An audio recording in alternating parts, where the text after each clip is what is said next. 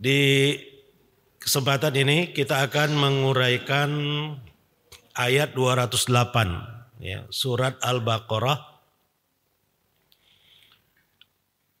yang mungkin kita sudah sering dengar ayat ini. Kita bacakan ayatnya. A'udzubillahi minasyaitonirrajim. Ya ayyuhalladzina amanu dakhulu fis-silmi kaffah wa la tattabi'u khutuwatis syaitani innahu lakum aduwwum mubin. Wahai orang-orang yang beriman, ya ayyuhalladzina amanu, ya. Kata para ulama, kalau ayat dimulai dengan seruan ya ayyuhalladzina amanu, itu artinya akan ada hal yang penting, sangat penting, yang akan Allah sampaikan kepada kita, baik berwujud perintah ataupun larangan. Di sini yang kita dapatkan adalah perintah. Udkhulu fis-silmi kaffah. Masuklah kalian ke dalam Islam secara menyeluruh. Atau masuklah kalian semua ke dalam Islam. Wala tattabi'u khutuwati syaitan. Dan janganlah kalian mengikuti langkah-langkah setan. Innahu lakum aduwwum mubin. Sesungguhnya setan itu adalah musuh yang nyata bagi kalian. Ayat ini yang akan kita uraikan penggalan demi penggalan di pagi hari ini. Ya. Semoga kita mendapatkan hikmah yang besar ya dari uraian tafsir Ibnu Katsir rahimahullah ini. Di dalam kitabnya Al-Imam Ibnu Katsir rahimahullah mengatakan, Allah Subhanahu wa taala memerintahkan kepada hamba-hambanya yang beriman kepadanya dan membenarkan Rasulnya, hendaklah mereka berpegang kepada tali Islam dan semua syariatnya, serta mengamalkan semua perintahnya dan meninggalkan semua larangannya dengan segala kemampuan yang ada pada mereka. Judul kita yang kita akan uraikan di pagi hari ini, sempurnanya ajaran Islam, bagaimana seorang muslim seharusnya bersikap. Ajaran Islam ini sempurna, tetapi tidak semuanya, bahkan masih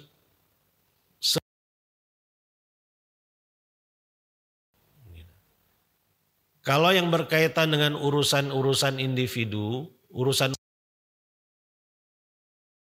selesaikan. Ya. Kita bisa sholat berjamaah subuh lah ya.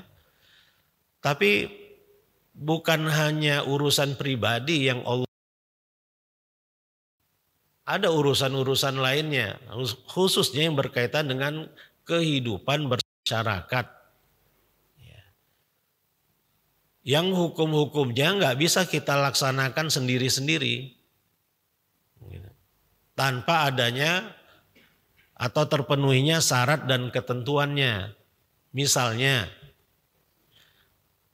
Allah Subhanahu wa taala memerintahkan kita untuk memotong tangan pencuri. As-sariqu was-sariqatu faqta'u aydiyahuma, ya, dan seterusnya. Pencuri laki-laki dan perempuan, potonglah tangan keduanya. Kalau kita pernah menangkap pencuri dan kita tahu ayat itu, mau kita apakan pencuri itu? Apakah bisa dipotong tangannya? Padahal kita tahu ayat tadi. Allah memerintahkan kita untuk memotong tangannya.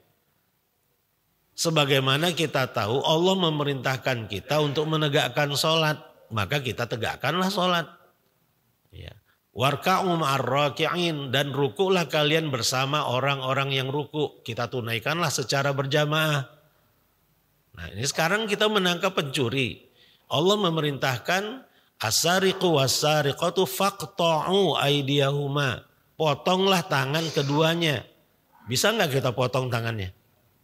Nggak bisa. Ya. Perlu perangkat. Syarat ketentuannya ya sebagaimana kejahatan-kejahatan lainnya. Ya. Kalau terjadi diproses secara hukum. Ya. Ada pemberkasannya, ada penyidikan, ada penyelidikan. Ya. Kemudian ada persidangan sampai kepada vonis baru eksekusi. Jadi panjang ceritanya, nggak ujuk-ujuk potong tangan. Ya. Di Saudi Arabia prosesnya bisa setahunan sampai kepada vonis potong tangan. Jadi nggak sederhana. Dibutuhkan dari cerita itu saja kebayang oleh kita berarti harus ada aparatnya kan. Ya, yang paling harus ada itu payung hukumnya, undang-undangnya, aturan-aturannya, kemudian perangkat-perangkatnya. Gitu. Jadi masih banyak syariat Allah yang belum bisa kita tegakkan, belum bisa kita amalkan, itu sangat banyak. Ya. Bahkan yang urusan pribadi pun belum semuanya kita amalkan. Belum semuanya ajaran Rasulullah SAW ya, kita tunaikan. Allah memerintahkan kita wa ma atakumur rasulu fakhudhuhu wa ma nahakum anhu fantahu. Ya, Allah perintahkan kita apa yang Rasulullah berikan kepada kalian ambillah, laksanakanlah, amalkanlah, dan apa yang dilarangnya tinggalkanlah. Apa-apa yang pernah Rasulullah contohkan itu seharusnya sudah kita amalkan. Baik yang kecil-kecil ataupun yang besar-besar. Ya. Kenyataannya ilmunya saja kita belum tahu bagaimana mau mengamalkannya. Ilmunya itu ada di dalam hadis-hadis Rasulullah SAW. Ya, jadi untuk bisa mengamalkannya diperlukan ilmu. Untuk mendapatkan ilmu itu diperlukan majelis ilmu. Gitu. Ya. Jadi kehadiran kita di majelis-majelis seperti ini memang satu kemestian. Apa boleh buat? Ya. Tanpa majelis-majelis seperti ini, ya mungkin kita tidak semakin mengerti tentang ajaran Islam. Ya kan seperti itu saja dari kecil sampai dewasa amalan kita ya itu saja nggak ada perubahan gitu, nggak ada peningkatan. Ya, padahal yang Rasulullah ajarkan itu banyak sekali. Ya. Apakah dalam kehidupan sehari-hari, aktivitas kita sehari-hari kita sudah mengamalkan cara yang Rasulullah ajarkan? Bagaimana cara makan, bagaimana cara minum, bagaimana cara berjalan, bagaimana cara tidur, dan seterusnya itu apakah sudah kita amalkan semuanya? Padahal itu mutlak harus kita tunaikan sebagai orang yang mengklaim cinta Rasul, begitu kan? Konsekuensi kita mencintai Rasulullah SAW, kita harus mengamalkan ya, apa-apa yang diamalkannya. Selama itu bukan merupakan kekhususan ya, beliau sebagai Rasul. Gitu. Kita lanjutkan dulu ya. Nah, di sini sudah ada satu clue. Ya, pertama yang Al-Imam Ibnu Katsir rahimahullah sampaikan adalah untuk mengamalkan. Pertama mengamalkan semua perintahnya, meninggalkan semua larangannya. Dalam satu kata takwa, melaksanakan perintah, meninggalkan larangan. Dengan segala kemampuan kita sudah mendapat clue-nya. Jadi bagaimana kita bersikap terhadap syariat Allah yang banyak tadi. Ya. yang berdasarkan Al-Quran dan hadis-hadis Rasulullah SAW, bagaimana kita mengamalkannya dalam kondisi yang serba terbatas yang kita hadapi sehari-hari. Kita ingin, tetapi kan nggak ada strukturnya. Tidak ada payung hukumnya, gimana kita bisa menegakkannya? Jadi di sini cluenya adalah kemampuan. Ya. Dengan segala kemampuan yang ada pada mereka. Ya, jadi ringkasnya kita harus punya itikad baik, ingin mengamalkan semua yang Allah dan Rasulnya ajarkan. Kita punya itikad baik, punya niat baik, ingin sekali mengamalkan semuanya. Akan tetapi realitasnya nggak mungkin itu bisa kita tunaikan. Karena situasi dan kondisi kita. Disitulah Allah Subhanahu wa taala berfirman di surat At-Taghabun, fattaqullaha mastata'tum. Maka bertakwalah kalian kepada Allah semampu yang bisa kalian lakukan. Kalau di yang idealnya Al-Imran 102, ya ayyuhalladzina amanu taqullaha haqqa tuqatih. Idealnya sebenar-benar takwa. Maksimal mengamalkan semua perintah, meninggalkan semua larangannya. Haqqa tuqatih. Kenyataannya kita penuh dengan kelemahan. Alhamdulillah Allah juga sudah tahu itu. Dan memerintahkan kita fattaqullaha mastata'tum. Ya, bertakwalah kalian kepada Allah dengan melaksanakan semua perintahnya, meninggalkan semua larangannya, mastata'tum, semampu yang bisa kalian lakukan. Ya. Allah Maha tahu kita mampu atau tidak mampu, Allah Maha tahu. Jadi kita nggak bisa mengatakan, oh saya tidak mampu, padahal menurut Allah kita mampu gitu. Ya.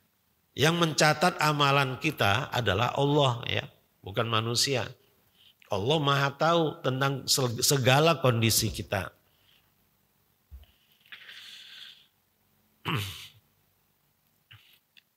Sebenarnya pembahasan kita tadi ya sudah selesai ini. Ini kesimpulannya. Ya. Yang dinyatakan oleh Al-Imam Ibnu Katsir rahimahullah, ya inilah sikap kita. Ya. Idealnya kita laksanakan semua perintah dan larangan. Kenyataannya kita lemah dan Allah Maha tahu kita lemah. Dan Allah perintahkan kita fattaqullaha mastata'tum. Bertakwalah kalian kepada Allah semampu yang bisa kalian lakukan. Nah, itulah sikap yang harus kita ambil. Selesai, alhamdulillah. Ya. Tetapi Imam Ibnu Katsir menguraikan lebih rinci lagi. Ya ayyuhalladzina amanu merupakan seruan kesayangan. Setelah seruan seperti ini biasanya akan ada hal penting yang Allah Subhanahu wa taala akan sampaikan. Yang kita bisa yang Allah akan sampaikan bisa berwujud perintah, bisa berwujud larangan. Di dalam ayat ini udkhulu fisilmi kafah itu perintah kepada kita semua. Kalau yang wujudnya larangan, ya ayyuhalladzina amanu innamal khamru wal maisiru wal ansabu wal azlamu rijsum min amali syaitani fajtanibuhu la'allakum turhamun. Allah melarang kita untuk pertama menegak khamar, kemudian melakukan perjudian, ketiga menyembah berhala, kemudian melakukan peruntungan, ya, untung-untungan. Mau keluar rumah lihat dulu ke langit. Kalau burung terbang ke arah barat baru kita jadi keluar musafir. Kalau ternyata tidak, nggak jadi musafir. Itu namanya azlam yang diharamkan, yang dilarang oleh Allah Subhanahu wa taala. Nah, jadi setelah ya ayyuhalladzina amanu biasanya ada perintah atau ada larangan. Ya. Yang menjadikan kita sanggup dan mampu maksimal menunaikan perintah dan larangan berdasarkan seruan ya ayyuhalladzina amanu, berarti adalah keimanan kita yang menentukannya. Ya. Kalau kita mau menunaikan dengan baik perintah dan larangan Allah, hal yang mutlak harus kita miliki adalah iman. Ini yang tersurat juga sebenarnya ya, tersurat dan tersirat. Ketika Allah seru kita ya ayyuhalladzina amanu, ya, berarti seruan ini hanya untuk orang-orang yang beriman. Udkhulu fisilmi kafah, berarti hanya orang-orang yang beriman sajalah yang mampu berislam secara menyeluruh. Ya. Ketika kita yang sudah sholat ternyata belum mampu, ya tinggal kita benahi keimanan kita. Masalahnya pasti ada di keimanan. Menurut Allah, orang-orang yang benar-benar beriman pasti mampu menunaikannya. Ketika kenyataannya tidak mampu atau belum mampu, berarti ada masalah pada keimanan. Ya. Kemudian bentuknya jamak, wahai orang-orang yang beriman. Berarti maksimalnya satu perintah dan larangan itu bisa kita tinggalkan kalau kita lakukan secara berjamaah, baru optimal dia, baru maksimal. Kalau sendiri-sendiri tidak semua perintah Allah dan larangannya bisa kita laksanakan sendiri-sendiri. Ya, pencuri potong tangan itu bisa nggak sendiri-sendiri? Nggak bisa. Ya. Harus ada struktur, ya. Struktur apa ya? Struktur hukumnya harus jelas, hierarki hukumnya harus dipakai, gitu. Dan harus disusun, baru bisa. Dan itu perlu kebersamaan kan, nggak bisa sendiri-sendiri. Jadi dari seruan ya ayyuhalladzina amanu, bentuknya jamak, berarti perintah dan larangan Allah baru bisa maksimal ketika kita laksanakan secara berjamaah. Dan Allah Subhanahu wa taala sangat menyukai kebersamaan itu. Ya. Iyyaka na'budu wa iyyaka nasta'in. Hanya kepadamu lah ya Allah kami beribadah dan hanya kepadamu pula kami memohon pertolongan. Kan pakai kami bukan aku. Na'budu bukan a'budu, bukan asta'in tetapi nasta'in. Ya. Pakai domir mutakallimin, jamak dia. Bukan tunggal, bukan domir mutakallim, bukan. Bukan iyyaka a'budu tetapi iyyaka na'budu. Nah, tersirat di situ bahwa Allah menginginkan saat kita melaksanakan perintah-perintahnya, meninggalkan larangan-larangannya, kita tunaikan semuanya itu secara berjamaah, bukan sendiri-sendiri. Terlalu lemah kita untuk dapat menunaikan perintah Allah sendiri-sendiri. Ya. Kalaupun bisa, nggak optimal, nggak maksimal. Sholat sendiri, pahalanya cuma 1, maksimal 10. Ketika berjamaah, antara 25 sampai 27. Itu sholatnya saja kan. Belum jalan kakinya dari rumah ke masjid. Udah berapa langkah tadi? Langkah kaki kanannya berapa langkah? Kaki kirinya berapa langkah? Karena kata Rasulullah SAW, ayunan kaki kanan kita akan mengangkat 1 derajat kita di sisi Allah. Dan ayunan kaki kiri kita akan dapat menggugurkan 1 kesalahan kita. Ya. Jadi selain sholat berjamaahnya yang 27 kali lipat atau 25 kali lipat, ada fadilat-fadilat lainnya. Gitu ya. Jadi kalau kita tunaikan sendiri-sendiri kadang-kadang bisa tetapi nggak optimal, tidak maksimal, ya, gitu. Jadi di sini yang kita ambil adalah bentuk jamak dan perintah keimanan. Ya ayyuhalladzina amanu berarti kita harus laksanakan secara berjamaah. Kemudian faktor yang juga menentukan adalah keimanan kita. Keimanan adalah motivasi yang ada di dalam diri kita untuk dapat teguh dalam menunaikan arahan-arahan Allah Subhanahu wa taala. Tanpa keimanan nggak mungkin kita punya semangat untuk ke masjid pagi hari ini, nggak mungkin. Kita mampu menghadirkan diri kita ke masjid ini karena kita beriman. Itu pertama. Kedua, Allah memberi taufik kepada kita di pagi hari ini, membimbing kita untuk benar-benar sampai ke masjid. Jadi iman itu perlu. Setelah iman apa? Taufik dari Allah Subhanahu wa taala, ya. Iman adalah keyakinan di dalam hati, diucapkan dengan lisan dan dilaksanakan konsekuensinya dalam bentuk perbuatan. Inilah definisi iman menurut ulama ahli sunnah wal jamaah. Definisi iman terdiri dari 3 unsur. Unsur hati, unsur lisan, dan unsur perbuatan. Ya. Memang Rasulullah SAW mengatakan at-taqwa hahuna, takwa itu di sini. Gitu. Memang benar, ya. Tetapi untuk menyimpulkan hukum, tentunya juga dengan mengambil dalil-dalil yang lain, bukan hanya satu dalil. Gitu. Ya.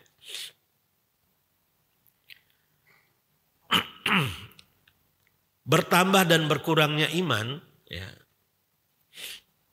juga merupakan keyakinan para ulama ahli sunnah wal jamaah. Ya. Iman itu fluktuatif. Kadang bertambah, kadang berkurang. Bertambah karena ketaatan, berkurang karena kemaksiatan. Ya. Ya, jadi keimanan itu kaitannya dengan hati kita. Ya, jadi apanya ya? Pendorong awalnya adalah hati, kemudian diucapkan dengan lisan, dan diaplikasikan dalam bentuk perbuatan. Sehingga bisa kita pastikan perbuatan seorang muslim adalah gambaran atau refleksi keimanan yang ada di dalam dadanya. Bagaimana suasana iman di dalam hatinya bisa dilihat dari perbuatannya. Ya, dia nggak bisa ngaku-ngaku saya juga orang beriman. Ya, tinggal lihat saja perbuatannya seperti apa. Apakah menggambarkan dia sebagai seorang beriman atau tidak. Gitu. Kalau dia hadir di masjid, ya kayaknya susah untuk dikatakan tidak beriman. Kemungkinan besar beriman gitu. Ya, apalagi mampu setelah sholat duduk. Entah sampai kapan ini ya, sampai jam 7 atau jam 8 ini, wallahu alam ya. Mampu bertahan di masjid, itu juga merupakan bukti bahwa dia sedang beriman. Gitu. Motivasinya itu tinggi di dalam hatinya. Godaan setan nggak mempan. Jadi itu beberapa indikatornya ya. Bahwa keimanan itu terdiri dari 3 unsur, unsur hati, unsur lisan, dan unsur tindakan. Ya. Berikut cabang-cabangnya, cabang-cabang iman pun seperti itu. Ya. Misalnya akhlak, yang berkaitan dengan akhlak syukur misalnya. Syukur berkaitan dengan unsur hati, unsur lisan, dan unsur tindakan. Kata para ulama, syukur itu adalah al-i'tirafu bi ni'matil mun'imi batinan. Mengakui nikmat dari sang pemberi nikmat Allah Subhanahu wa taala di dalam batin, di dalam hati. Wa tahaddutsu biha zahiran, dan kemudian dibicarakan dengan zahir, Maksudnya itu amalan lisan. Alhamdulillah. Atau dengan menceritakan nikmat yang sedang kita rasakan dengan maksud untuk mensyukurinya. Bukan untuk membangga-banggakannya. Wa amma bi ni'mati rabbika fahaddits. Tahadduts bin ni'mah. Itu amalan lisan. Wal isti'anatu biha ala ta'atillah. Dan memanfaatkan nikmat itu dalam rangka ketaatan kepada Allah. Itu kaitannya dengan amalan tubuh. Ya, jadi syukur terdiri dari 3 unsur juga. Unsur hati, ya, meyakini bahwa nikmat itu sumbernya dari Allah, bukan karena kehebatan dirinya. Semuanya Allah yang beri dia. Itu keyakinan di dalam hatinya. Kemudian lisannya tergerak untuk mengucapkan Alhamdulillah. Selanjutnya nikmat yang dia rasakan itu dia manfaatkan untuk melakukan ketaatan kepada Allah Subhanahu wa taala. Di pagi hari ini alhamdulillah Allah kembali memberi kita kehidupan. Ya. Dan kita yakini Allah yang melakukan itu. Lisan kita pun membaca alhamdulillahilladzi ahyana ba'dama amatana wa ilaihin nusyur. Itu amalan lisan kan. Kemudian nikmat hidup, nikmat sehat yang kita rasakan di pagi hari ini kita pakai untuk pergi ke masjid. Kemudian habis sholat hadir di majelis ilmu. Yang kita sedang lakukan sekarang ini adalah syukur yang maksimal ini. Mencakup 3 unsur sekaligus. Unsur hati, unsur lisan, unsur tindakan. Ya. Jadi akhlak ya, yang diajarkan oleh Allah dan Rasulnya kepada kita adalah bagian dari iman. Jadi nggak bisa dipisah-pisahkan. Ya akidah, akhlak lain lagi, syariah nggak bisa. Itu satu kesatuan semuanya. Keimanan kita adalah motivasi untuk kita menjadi orang yang baik. Gitu. Jadi motivasi awalnya adalah iman. Udkhulu fis silmi kafah. Ya, kembali di dalam tafsir Ibnu Katsir rahimahullah. Mereka orang-orang yang beriman itu diperintahkan untuk mengamalkan semua cabang iman dan syariat Islam yang banyak sekali dengan segenap kemampuan yang mereka miliki. Ya. Jadi ini jawabannya dengan segenap kemampuan. Apa dalilnya? Tadi di surat At-Taghabun, fattaqullah mastata'tum. Maka bertakwalah kalian kepada Allah. Takwa melaksanakan perintah dan meninggalkan larangan. Mastata'tum, semampu yang bisa kalian lakukan. Allah Maha tahu tentang kemampuan kita. Ya. Ketika kita sebenarnya sudah berusaha, ya, tapi nggak maksimal, Allah Maha tahu. Gitu. Berarti yang penting bagi kita adalah memasang iktikat baik bahwa kita ingin maksimal menjadi hamba-hamba Allah Subhanahu wa taala. Kita pasang niat untuk maksimal beribadah kepada Allah. Berarti itu cara menyikapinya. Jangan sampai kita nggak punya niat. Kata Rasulullah SAW, ya, man hamma bihasanatin wa amila biha falahu ajroni. Barang siapa yang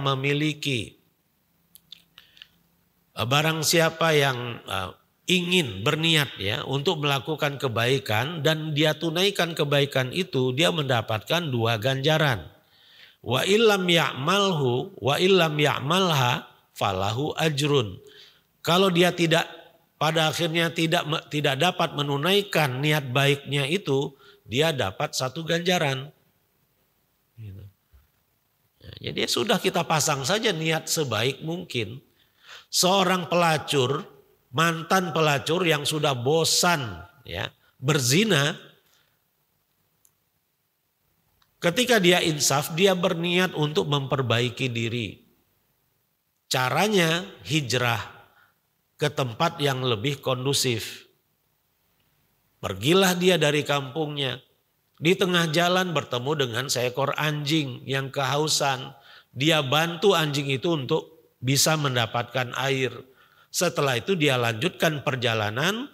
Qadarullah, ajalnya menjemput dirinya di tengah jalan. Dan Rasulullah bercerita bahwa Allah menetapkannya sebagai calon penghuni surga. Amal soleh apa yang dia miliki? Kecuali niat tadi kan? Ya. Dia berniat ingin memperbaiki diri, dia sudah insaf. Walaupun belum sempat untuk beramal soleh, Allah sudah memberinya apresiasi. Semata-mata karena iktikad baiknya saja. Semata-mata karena niat baiknya saja. Berarti cara menyikapi syariat Allah yang banyak ini diawali dari niat baik, dari iktikad baik. Kita pasang saja. Sebenarnya kita ingin tatanan kehidupan ini diatur berdasarkan Quran dan Sunnah. Kita merindukannya, tetapi kita tidak mampu. Gitu. Ya sudah pasang aja niat. Gratis kan pasang niat itu. Gitu. Ya. Nah, jadi kalau niat aja nggak punya, nah itu kan udah kebangetan. Orang-orang munafik seperti itu profilnya, nggak punya niat. Walaupun dia ke masjid. Gak punya niat untuk kebaikan. Ke masjidnya ya untuk ini, untuk ini, untuk ini. Hal-hal yang sifatnya duniawi. Gitu. Jadi permasalahan orang-orang munafik itu apa? Niat. Ikhlas. Ya. Kan orang munafik itu gak ikhlas pasti kan. Namanya munafik. Mana ada orang munafik yang ikhlas. Ya. Ria. Ya, dipenuhi oleh ria. Semuanya untuk dilihat orang lain, dikomentari oleh orang lain. Kalau ada yang komentar dia semangat, gak ada yang komentar dia gak semangat. Gitu. Ya.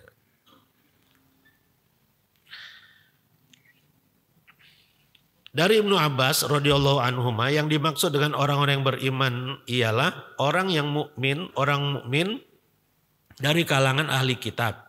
Karena sesungguhnya sekalipun telah beriman kepada Allah, mereka masih tetap berpegang kepada sebagian perkara kitab Taurat dan syariat-syariat yang diturunkan di kalangan mereka.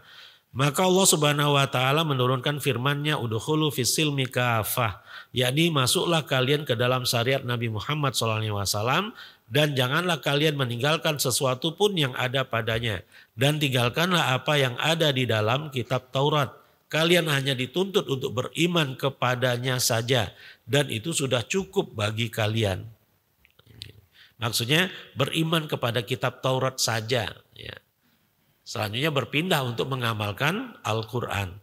Nah, ini menurut satu pendapat Ibnu Abbas radhiyallahu anhuma tentang asbabun nuzul ayat ini, bahwa ada sebagian ahlul kitab, khususnya orang-orang Yahudi yang ada di Madinah, ketika mereka sudah masuk Islam, mereka izin ke Rasulullah SAW untuk juga dapat mengamalkan amalan-amalan yang biasa mereka amalkan sebelumnya. Ya. Mengamalkan ritual di hari Sabtu misalnya. Itu ingin tetap mereka amalkan. Rasulullah katakan tidak. Dan Allah turunkan ayat ini, udkhulu fis-silmi kafah. Kalau kalian sudah menjadi orang-orang Islam, ya sudah berislamlah secara menyeluruh. Tinggalkan masa lalu. Gitu. Ya. Tapi Imam Ibnu Katsir rahimahullah menguatkan bahwa maksud di dalam ayat ini umum. Setiap orang-orang yang beriman diperintahkan untuk menunaikan ajaran Islam secara menyeluruh. Wala tattabi'u khutuwati syaitan. Nah, sebelum sampai di sini, kafah. Ya, yang dimaksud kafah ini apa? Menyeluruh itu seperti apa? Ya, kalau simpelnya, semua yang ada di dalam Al-Quran, semua yang ada di dalam hadis-hadis Rasulullah SAW, itu yang kita pelajari untuk kita amalkan. Itu namanya kafah. Tantangannya apa? Sebagian besar harus diwujudkan dalam bentuk berjamaah. Itu yang jadi tantangan besarnya. Kalau kalau kaitannya dengan amalan pribadi, ya yang kita hadapi cuma apa ya, tantangan godaan pribadi saja kan, godaan hawa nafsu saja untuk mengamalkan atau tidak mengamalkannya. Gitu. Tapi kalau harus berjamaah berarti berkaitan dengan orang lain. Ya. Sedikit saja orangnya 3-4 orang itu sudah tantangan besar karena likulli ra'sin ra'yun. Setiap kepala pasti punya pendapat masing-masing. Kata orang-orang Arab, itu pepatah Arab ya, bukan Quran, bukan sunnah. Ya. Tapi kenyataannya seperti itu kan, setiap orang pasti punya pendapat pribadi. Nah, dari banyak pendapat itu kalau dikumpulkan untuk menyepakati satu pendapat saja kira-kira bisa enggak? Bisa enggak Pak?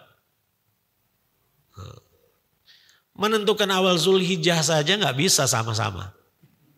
Kan? Itu buktinya sudah. Jadi tantangannya besar. Untuk menunaikan Islam secara menyeluruh itu tantangannya bukan diri kita saja.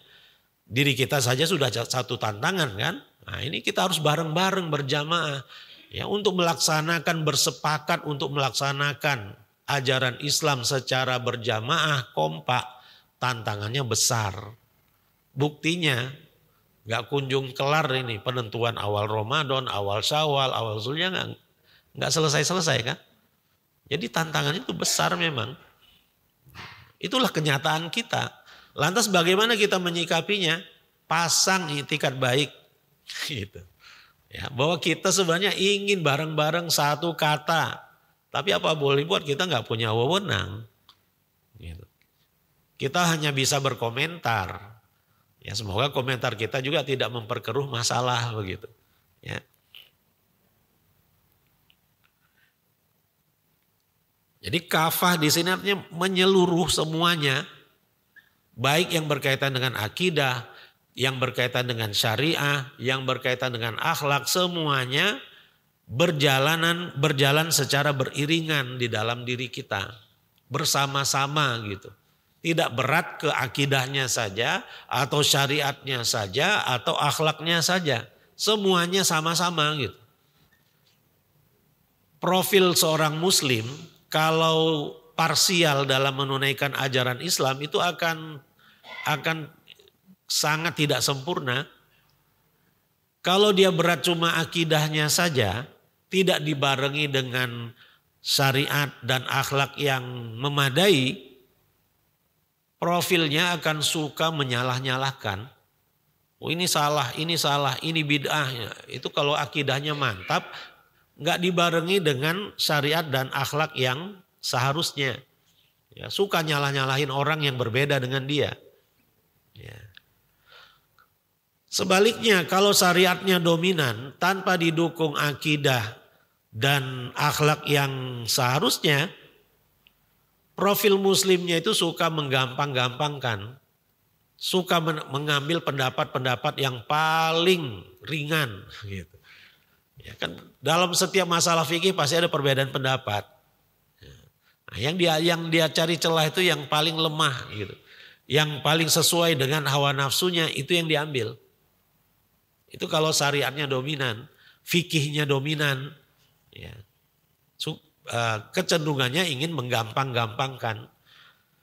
Kemudian yang akhlaknya dominan tanpa didukung akidah dan syariat yang seharusnya, dia ini akan lebih sering berada di masjid. Gitu.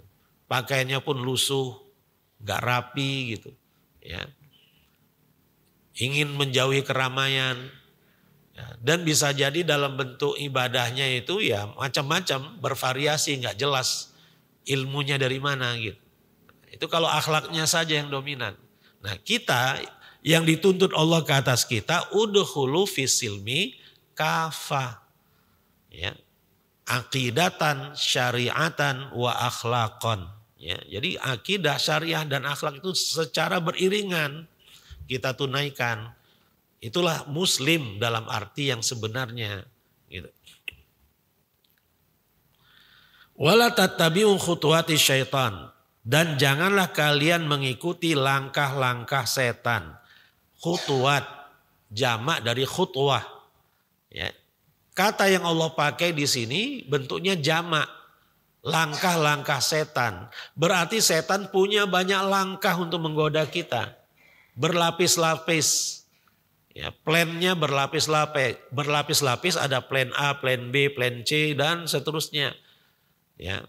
Kalau plan A-nya nggak berhasil untuk menggoda kita, untuk jangan bangun, untuk melanjutkan tidur kita di pagi hari ini, plan A-nya nggak berhasil, nggak sukses, diganti plan B. Ya sudah, nggak apa-apa bangun tapi nggak usah ke masjid.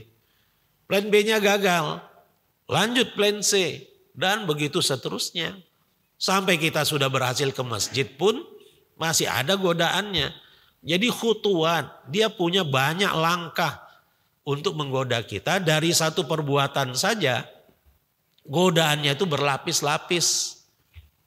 Ya. Dan akan disesuaikan juga dengan profil orang yang ingin digodanya. Setan yang menggoda ulama beda dengan setan yang menggoda orang biasa. Gak sama. Ya. Jadi berlapis-lapis. Trik yang dilakukan khutuwat ya banyak sekali. Wala tattabi'u khutuwati syaitan. Maksudnya kerjakanlah semua ketaatan dan jauhilah apa yang diperintahkan oleh setan kepada kalian. Sebagaimana yang Allah sebutkan di surat Al-Baqarah 169. Kenapa kita harus menjauhi langkah setan?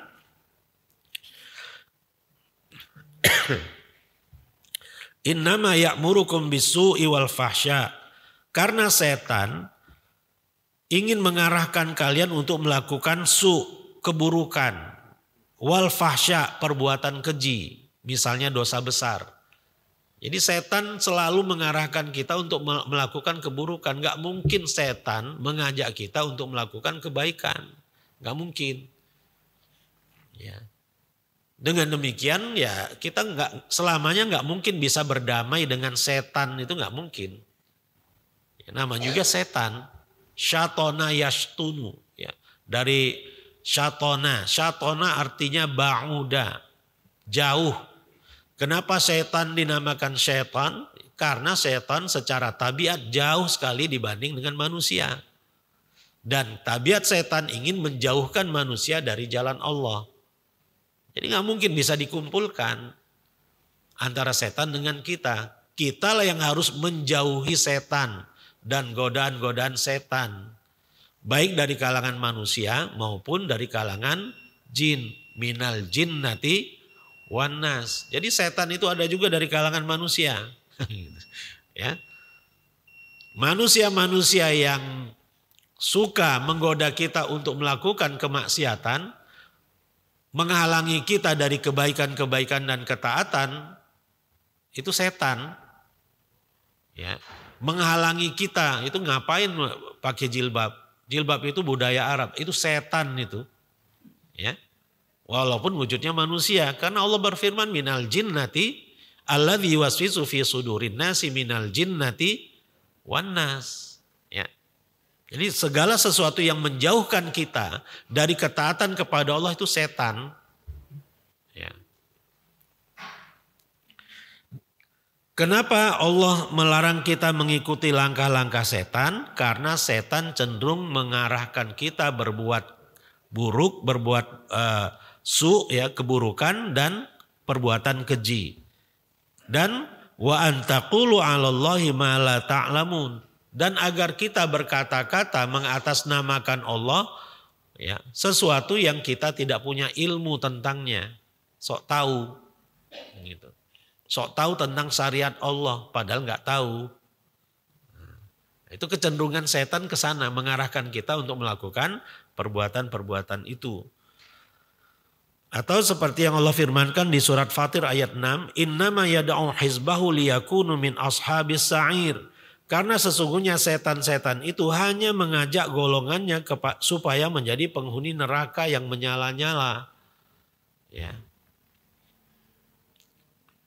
Iblis gak mau sendirian dihukum oleh Allah masuk neraka. Sehingga iblis minta kepada Allah agar umurnya dikekalkan sampai akhir zaman. Untuk apa? La aq'udanna lahum siratakal mustaqim. Untuk menghalang-halangi mereka agar tidak meniti jalanmu yang lurus.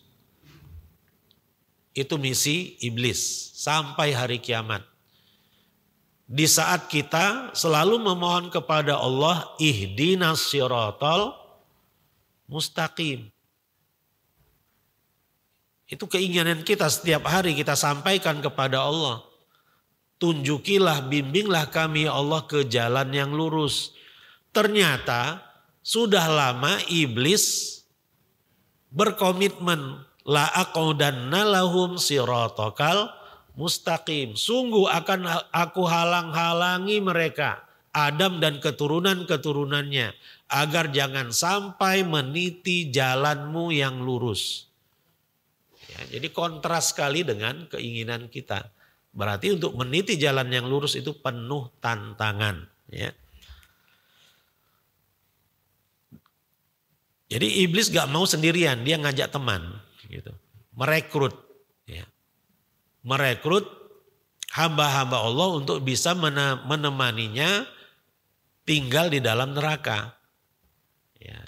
Dan begitu juga lah biasanya manusia. Kalau dia bersalah, dia akan tanya, ada lagi nggak orang yang bersalah seperti saya, gitu kan? Jadi cari teman, dia nggak mau sendirian.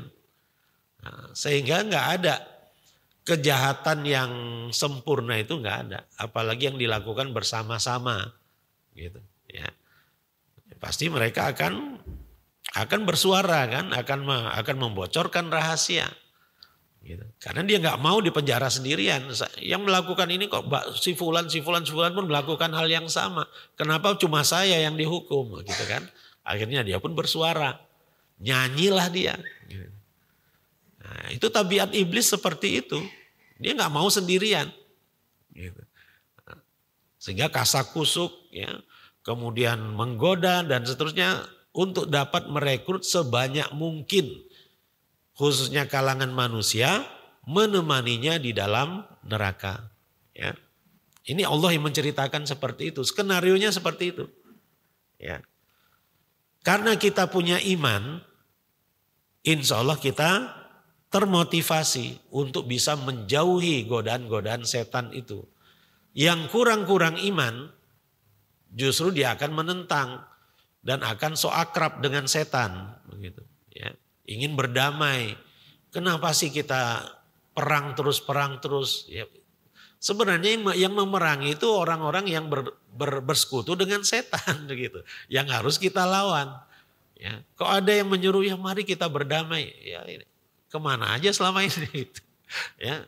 Orang yang nggak tahu cerita aslinya berkomentar ya seperti itu jadinya. Ya. Jadi hakikat peperangan jihad, ya, istilahnya jihad di dalam Al-Quran itu terjadi karena ada sebagian manusia yang terasuki setan gitu. Ya. Gak mau diajak untuk menjadi orang baik gitu, untuk menjadi orang yang soleh. Justru mereka menentang kebaikan-kebaikan itu. Mereka tidak setuju kebaikan itu tegak berdiri dengan langgeng. Gitu. Nah, itulah orang-orang kafir Quraisy dulu di awal-awal. Ditawarkan yang baik, mereka justru nolak. Bahkan menghambat jangan sampai kebaikan ini menggejala. Ya. Jangan sampai hal yang baik yang diperjuangkan oleh Rasulullah SAW ini menjadi viral. Mereka perangilah ya Rasulullah dan para sahabat.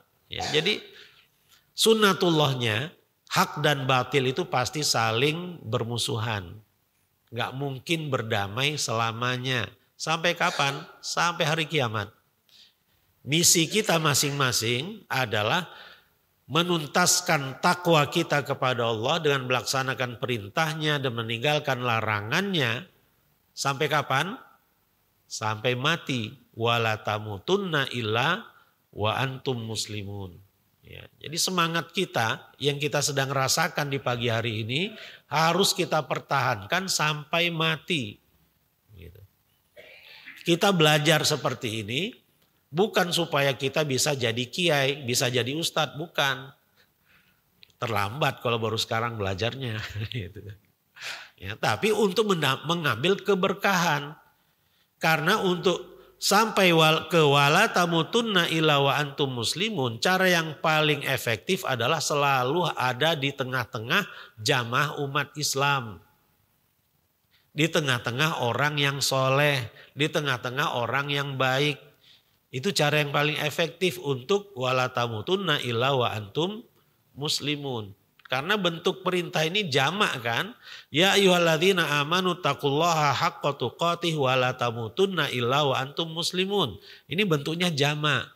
Berarti ketakwaan yang sebenar-benar takwa, begitu juga dengan keimanan ya, dan kondusifnya kehidupan kita sampai mati kita bisa dapatkan kalau kita hidup di lingkungan umat Islam yang soleh. Gitu, ya. Setan punya banyak cara untuk menggoda orang-orang yang beriman. Tidak mengamalkan sebagian ajaran Islam adalah sebagian dari langkah setan. Jadi alternatifnya cuma dua.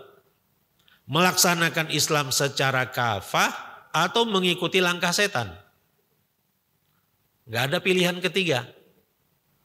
Kalau yang pertama tidak dilakukan, berarti kita sedang melaksanakan yang kedua, mengamalkan langkah-langkah setan. Mari kita sama-sama beristighfar. Astagfirullahaladzim. Ya, tapi tidak sepenuhnya itu merupakan kesalahan kita.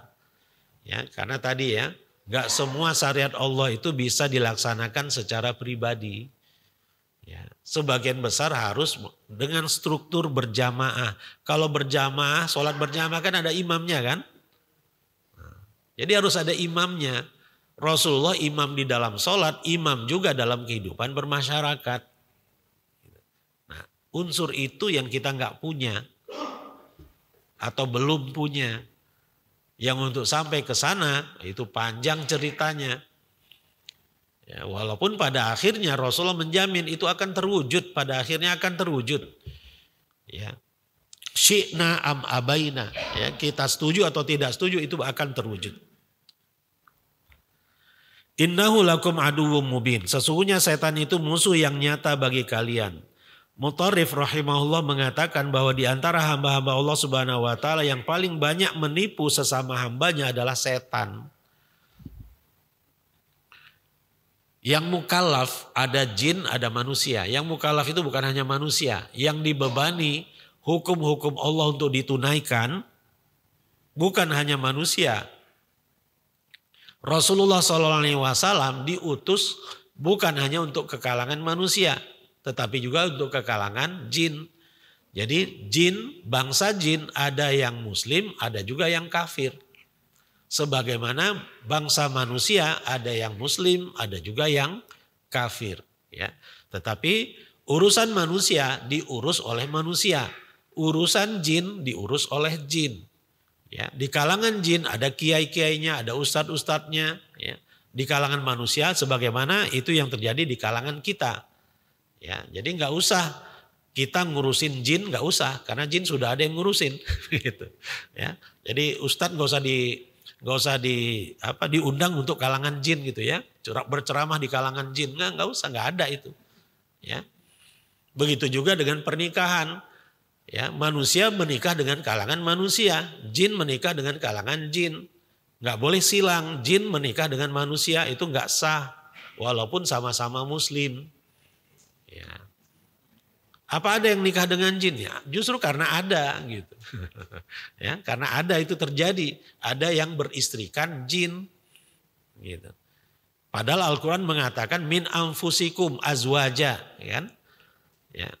Wa min ayatihi an khalaqalakum min anfusikum azwaja. Dan di antara tanda-tanda kebesaran Allah adalah bahwasanya Allah telah menciptakan dari kalangan diri kalian, kalangan manusia, pasangan-pasangan. Berarti pasangan-pasangan manusia ya adalah manusia. pasangan-pasangan jin adalah juga jin gitu. Nah, dari hamba-hamba Allah tadi dari kalangan jin dan manusia yang paling banyak menipu adalah jin, setan. Ya, iblis dari kalangan jin. Kana minal jinni fafasaqa an amri rabbih. Iblis adalah dari kalangan jin, dari bangsa jin yang keluar dari ketaatan kepada Allah Subhanahu wa taala. Di surat Fatir ayat 6 tadi, ya, di surat Fatir ayat 6 Allah Subhanahu wa taala berfirman, "Inna syaitana lakum aduwwum fattakhidhuhu aduwa." Ya. Sesungguhnya setan itu adalah musuh bagimu, maka anggaplah ia sebagai musuhmu, jadikan dia sebagai musuhmu. Allah memastikan setan itu menjadi musuh kita. Jadi kitanya nggak boleh sok akrab dengan setan. Gitu. Berbaik-baik dengan setan itu nggak sesuai dengan sunnatullah. Itu membahayakan kita. Setan pasti akan memperdaya kita, akan merekrut kita menjadi temannya di neraka. Innama yad'u hizbahu liyakunu min ashabis sa'ir. Ya.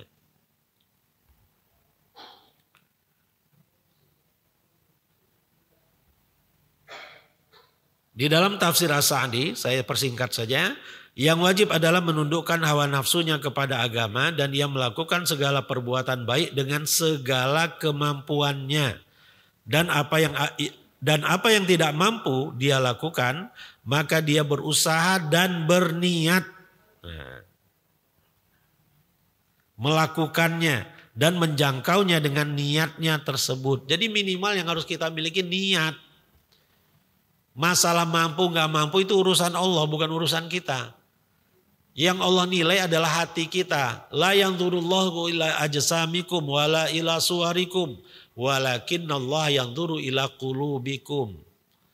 Allah tidak melihat kepada fisik kita dan penampilan kita, penampakan kita. Yang Allah lihat adalah hati kita. Ya. Kalau penampakan bisa menipu. Penampakan itu bisa bergaya layaknya seorang kiai gitu ya. Tapi hatinya bagaimana kan ya kita nggak tahu. Hanya Allah yang tahu. Jadi yang Allah lihat tuh hati kita. Nggak bisa dimanipulasi. Hati itu nggak bisa dimanipulasi. Ya, jadi kiatnya untuk supaya kita bisa kafah. Pertama itu dengan niat dulu. Kita pasang niat. Ya. Menghadapi ketidakmampuan kita berislam secara kafah adalah dengan terus memasang niat bahwa kita sangat ingin syariat Allah itu ditegakkan secara menyeluruh kafah gitu. Walaupun kenyataannya tidak. Yang penting kita sudah punya niat. Apa susahnya berniat? Ya. Ini kata Syekh As-Sa'di rahimahullah. Kita masuk ke dalam Islam dengan keseluruhan, maka tidak mungkin dan tidak dapat dibayangkan terjadi. Ketika masuk ke dalam Islam dengan keseluruhan, maka tidak mungkin dan tidak dapat dibayangkan terjadi kecuali bertentangan dengan jalan-jalan setan. Allah berfirman, dan janganlah kamu mengikuti langkah-langkah setan. Maksudnya, dalam perbuatan dengan melakukan kemaksiatan kepada Allah. Sesungguhnya setan itu musuh yang nyata bagimu. Musuh yang nyata tidaklah akan mengajak kecuali kepada kejahatan dan kekejian serta segala yang mengandung mudarat bagi kalian. Ya. Shadaqallahul azim kan? Allah Maha benar, enggak mungkin tidak benar gitu. Ya. Jadi kita ikuti saja apa yang Allah arahkan. Kesimpulannya, di antara tuntutan keimanan seorang hamba Allah Subhanahu wa taala adalah melaksanakan segala aturannya secara menyeluruh, tidak menolak satu pun dari syariatnya. Nah, jadi ini yang pertama, jangan ada satu pun syariat Allah yang kita tolak. Karena mungkin tidak sesuai dengan feeling emosi kita misalnya. Ya. Tentang warisan, lidzakari mithlu hadzil unthayain. Hak anak laki-laki 2 kali lipat anak perempuan. Ya sudah imani saja. Ya, jangan belum apa-apa sudah nolak. Gitu. Allah Maha tahu tentang yang maslahat untuk kehidupan kita. Ya, kemaslahatan dalam kehidupan ini sudah Allah atur di dalam Al-Quran. Jadi jangan kita lantas menolak. Ini gimana ini? Gak adil ini 2:1. Gitu kan? Ya, jadi itu tidak boleh ya, terucap dari lisan seorang muslim. Dalam prakteknya dengan kelemahannya pasti ada aturan Allah Subhanahu wa taala yang tidak dilaksanakan oleh hambanya. Namun Allah Maha tahu tentang alasannya. Sementara Dia adalah zat yang Maha Pengampun lagi Maha Penyayang. Ya kan? Ya. Jadi kalau kita merasa tidak mampu kan Allah tahu kita nggak mampu, itu Allah tahu. Wa khuliqal insanu dha'ifa, dan manusia itu diciptakan dalam kondisi yang lemah. Gitu. Allah tahu.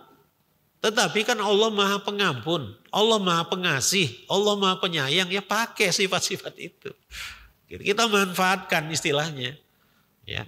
Tapi yang pertama modal kita adalah itikat baik tadi. Ya, dalam prakteknya ternyata kita nggak mampu, kan Allah tahu kita nggak mampu.